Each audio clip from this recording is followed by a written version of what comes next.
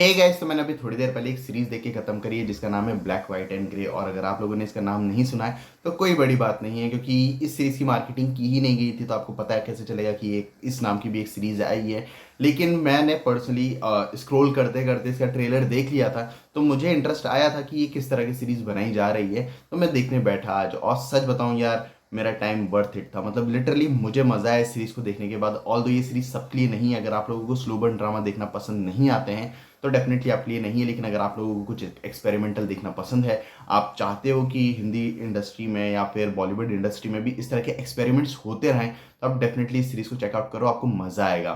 क्योंकि इस सीरीज को बनाने के लिए जो टेक्स लिए गए हैं, जो टेक्निक यूज करी है, वो हिंदी फिल्म इंडस्ट्री में तो मैंने पर्सनली इससे पहले नहीं देखी थी। बाहर कहीं यूज़ हुई हो तो मुझे पता नहीं है, लेकिन हिंदी फिल्म इंडस्ट्री में तो यूज़ नहीं की गई थी, जो कि एक काफ़ी इंटरेस्टिंग बात है। बात करूं इस सीरीज की कहानी की, तो ये कहानी है 22 साल के एक लड़के की, जिसकी लाइफ में सब कुछ उस वक्त बदल जाता है जब उससे के सर पर 4 लोगों के मर्डर का इल्ज़ाम लगता है, इंक्लूडिंग वो लड़की जिससे वो क्लेम करता है कि वो प्यार करता है। तो क्या उसने ये मर्डर करे हैं या नहीं करे हैं, ये सब जानने के लिए आपको ये सीरीज देखनी पड़ेगी। अगर मैं इस स्क्रीन प्ले की बात करूँ तो पर्सनली मुझे इस सीरीज का स्क्रीन प्ले पसंद आया, क्योंकि जिस तरह से ये सीरीज स्टार्ट होती है, अपनी पूरी सिचुएशन को स्टैब्लिश करती है, हमें कैरेक्टर के साथ इंट्रोड्यूस कराया जाता है, बताया जाता है ये कैरेक्टर्स किस तरह के किस सिचुएशन में क्या कुछ कर रहे हैं। वो सारी चीज़ें काफ़ी ज़्यादा इंटरेस्टिंग है। आपका स्टार्टिंग में ही इस सीरीज में एक हुक बन जाता है, आप जानना चाहते हो कि अब आगे क्या होने वाला है और कैसे होने वाला है। फिर जिस तरह से सीरीज आगे बढ़ती है, अपनी पूरी सिचुएशन को एक्सप्लोर करती है, वो सारी चीज़ें देखने में भी मजा आता है। क्योंकि इन सारी चीज़ों को इतने ज़्यादा अच्छे से लिखा और डेवलप किया गया था कि हम पूरे टाइम सीरीज में इन्वेस्टेड रहते हैं, बोर कहीं भी नहीं होते हैं, जो कि काफ़ी ज़्यादा अच्छी बात है।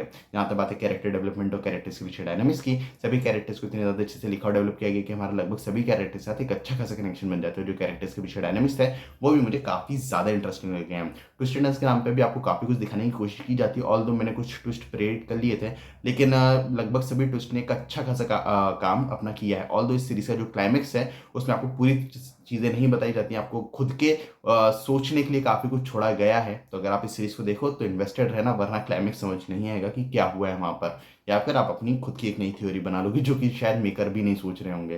तो अगर सीरीज देखने बैठ रहे हो तो ये बात ध्यान में रखना।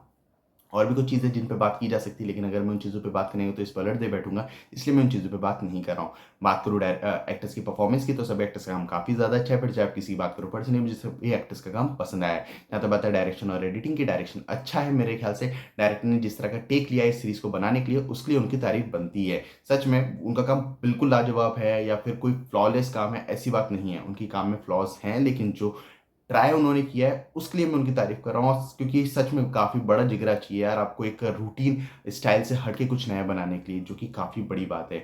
जो एडिटिंग है वो भी मुझे पसंद आई। बात करूँ डायरेक्ट प्रोडक्शन क्वालिटी की, तो वो भी ठीक ठाक है। तो ओवरऑल मुझे ये सीरीज पसंद आई, मैंने इस सीरीज को एंजॉय करा है। डेफिनेटली ये सीरीज सबके लिए नहीं है, क्योंकि जैसा मैंने स्टार्टिंग में कहा, एक स्लो बर्न ड्रामा है। तो अगर आप लोगों को फास्ट पेस सीरीज देखना पसंद आते हैं तो डेफिनेटली आपको इस सीरीज से दूर रहना चाहिए, वरना आप बोर हो जाओगे। तो आपको ये सीरीज देखनी या नहीं, ये आपके ऊपर है। और अगर आप लोगों ने सीरीज देख ली हो तो मुझे कमेंट्स में जरूर बताना कि आपको ये सीरीज कैसी लगी। बाकी मिलता है अगले वीडियो में, तब तक के लिए जय हिंद, जय भारत।